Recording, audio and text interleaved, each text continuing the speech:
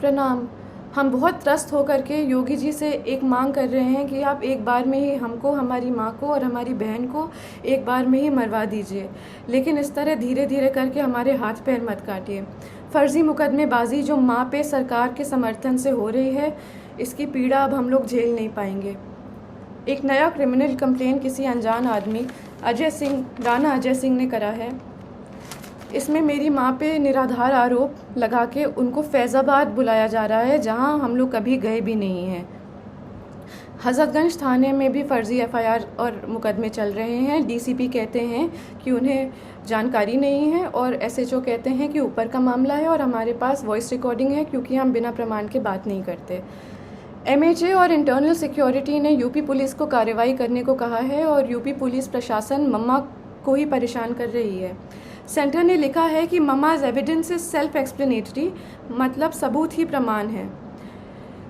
जान लेने की धमकी के बाद भी प्रमाण सहित SCAR L, assault rifle, sub machine guns, MP5, AUG weapons और अनगिनत 9mm पिस्टल का प्रमाण लोकेशन सहित देने के बाद मम्मा के ही ऊपर फर्जी मुकदमे चल रहे हैं और उनको उसी उत्तर प्रदेश में बुलाया जा रहा है, जहां उनके ऊपर गोली चली है, जान का खतरा है और जान से मरने की धमकी मिली है। ये सब योगी जी के सरकार और संरक्षण में हो रहा है और क्षत्रिय धर्म हमें ये नहीं सिखाता। सेंटर से जांच के ऑर्डर को लेने के बाद योगी सरकार और यूपी पुलिस प्रशासन मम्मा को चुप कराने के लिए उनके ऊपर फर्जी कंप्लेन मुकदमे लगा करके उनको वहीं बुला रही है।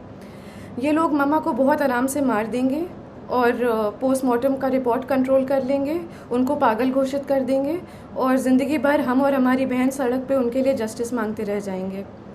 बाहुबल, पैसा और सीएम योगी के समर्थन से हम सालों से उत्पीड़ित हैं। डोमेस्टिक वायलेंस में मम्मा के रिब्स तोड़कर लंग्स में खून चला गया था।